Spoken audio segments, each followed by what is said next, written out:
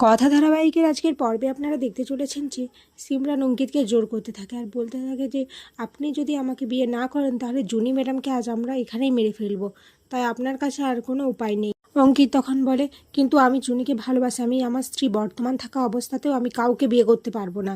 তখন সিমরান বলে এত কথা আমাকে শুনিয়ে লাভ নেই অঙ্কিত স্যার, আমি অত কিছু শুনতে চাই না। আপনি আমাকে বিয়ে করবেন আর তবেই জুনি ম্যাম ভালোভাবে থাকতে পারবে, না হলে এই জীবন ওনাকে ত্যাগ করতে হয়। এরপর ঠিক তখনই কথা, অগ্নি, অর্ণা, প্রিয়া এরা সবাই তো চলে আসে ওখানে। আর অগ্নি তো ফাইট করা শুরু করে দেয়। আর এদিকে অর্ণাকে দেখে সিমরান বলতে থাকে আমি তোমার মাকে বাঁচিয়েছি আর তুমি আমার বিরুদ্ধে যাচ্ছ। এমনকি চিত্রাও ওখানে চলে আসে আর এসে সিমরানকে বলে তোমার সাহস কী করে হয় আমার ছেলের সাথে এরকম একটা ব্যবহার করা।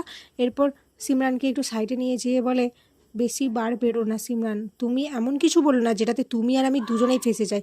এরপর চিত্রা সিমরানকে জোর করে ওখান থেকে পাঠানোর চেষ্টা করে। কথা চিত্রা সিমরানের হাবভাব থেকে কিছুটা সন্দেহ করে। এদিকে সিমরান কিছু একটা বলতেই যাচ্ছিল, ঠিক তখনই সিমরানের বাবা ওখানে চলে আসে আর সিমরানের বাবাকে দেখে অঙ্কিত বলে আজ সিমরান যেটা করেছে এর জন্য আমরা কত দূর যেতে পারি সেটা আপনি কল্পনাও করতে পারবেন না। এইদিকে মিস্টার রায়ের সাথে এভি আলোচনা করে যে কিভাবে কথাকে সিঙ্গাপুরে নিয়ে যাবে। তখন মিস্টার রায় বলে আচ্ছা এভি আমরা তো ভেবে রেখেছি কথাকে সিঙ্গাপুর নিয়ে যাবো, কিন্তু ওখানে কি ওকে পাসপোর্ট করা রয়েছে?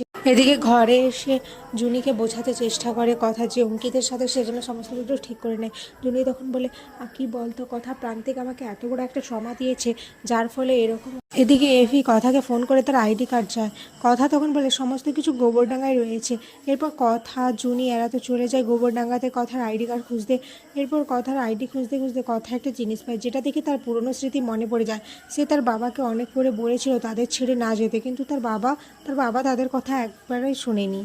আজ বাবার জন্যই আমার মা মারা গেছে জুনি, আমার মা গুমড়ে গুমড়ে মরে গেছে। বিয়ের দিন আমি ফোন করেছিলাম বাবাকে, কিন্তু একজন মহিলা ফোন রিসিভ করে আমাকে বলে আমি যেন না এই বাড়িতে আর কোনোক্ষণও ফোন করি, ওনার খবর যেন না নেই। এদিকে নীলাদ্রি ওদের সমস্ত কথা শুনছিল।